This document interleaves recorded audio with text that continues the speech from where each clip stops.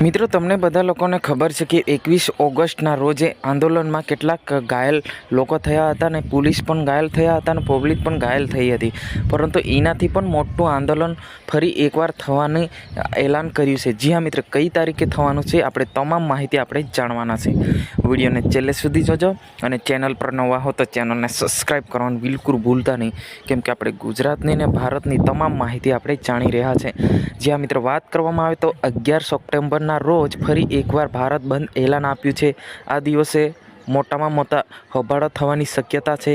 જેમ કહેવાય છે કે 21 ઓગસ્ટના રોજ આખા દેશની અંદર મોટામાં મોટો અડતલ થઈ હતી અને એની અંદર કેટલાક પોલીસ કર્મચારી અને કેટલાક પબ્લિક દ્વારા પણ ઘાયલ થયા હતા. જ્યાં મિત્રો વાત કરવામાં આવે તો ખાસ કરીને SSTના લોકો છે એ ખૂબ વિરુદ્ધમાં ઉતરી ગયા છે અને હાલ જોવા જઈએ તો આદિવાસી સમાજ ખૂબ જ ગુસ્સામાં છે.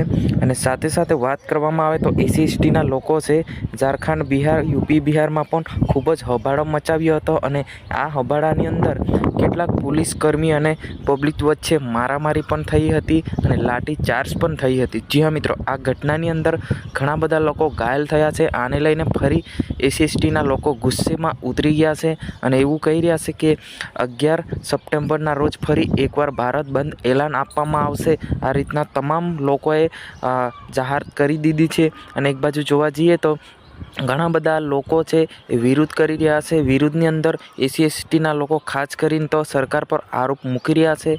ઠેઠ દિલ્હી સુધી જવાની જાહેર કરી દીધી છે. અને એક બાજુ જોવા જઈએ તો ગાંધીનગરમાં પણ રોજના રોજ હોબાળો મચાવે છે. એક બાજુ જોવા જઈએ તો શિક્ષક જે ટેટ પાસ અને ટાટ પાસના લોકો પણ ત્યાં આગળ આંદોલન કરી રહ્યા છે. એક બાજુ SSTના લોકો પણ આંદોલન કરી રહ્યા છે. જ્યાં મિત્રો આને લઈને તમારે શું કહેવું છે અવશ્ય કોમેન્ટ બોક્સમાં જણાવવાનું બિલકુલ ભૂલતા નહીં. આપણે જોઈ રહ્યા છે તમામ ગુજરાતની તમામ ઘટના વિડીયો. આ વિડીયોની અંદર બસ આટલું જ. જય હિન્દ.